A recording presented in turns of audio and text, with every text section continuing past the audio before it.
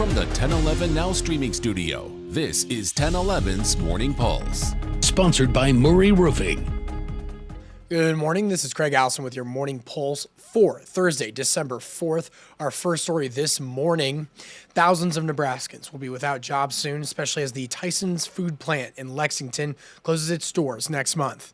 American Job Center is now calling on Lincoln employers with job openings to get in touch with them in hopes of relocating workers.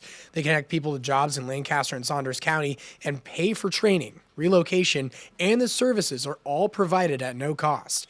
They add the Dislocated Worker Program has the funds to help 40 workers and their families. For more information, find this story on our 1011 Now app or streaming on Roku. Second story this morning, in our crime tracker, authorities say a DoorDash driver was attacked and robbed in North Lincoln during a delivery Monday, but police say the boys involved have been found. According to police, the 50-year-old male victim was assaulted by multiple people, one of whom tried to attack him with what was determined to be a pair of scissors. LPD says he was dropping off an order at an apartment near 43rd and Huntington when the suspects forcibly took the food without paying. A 12-year-old has been lodged in the Youth Services Center for robbery, and a 16-year-old was referred for robbery. Our third story, if you haven't already heard, according to several reports, Omaha native Terence Bud Crawford has been stripped of his super middleweight title that he won in September. World Boxing Council alleges Crawford didn't pay his bout fees, which allows him to compete in fights for either of his last two matches. The fee for his most recent title match was 0.6% of his earnings from the fight. The WBC says they tried contacting Crawford and his team several times but were ignored. Crawford became the first male boxer in history to capture 3 unified division titles.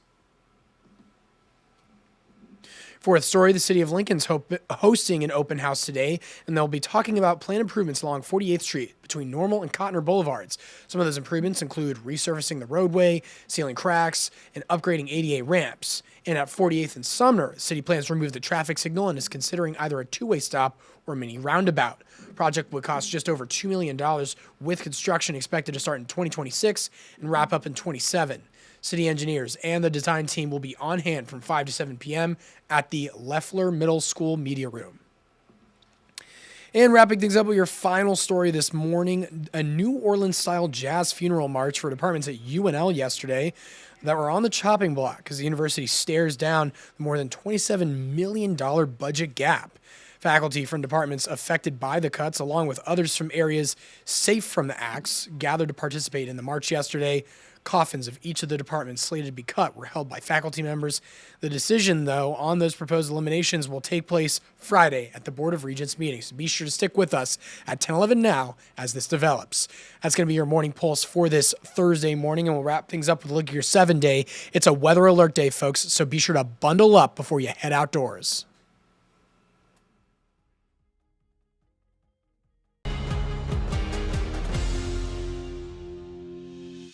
You've been listening to 1011's Morning Pulse. Watch, listen, stream on the 1011 Now app, on YouTube, or wherever you get your podcasts. Sponsored by Murray Roofing.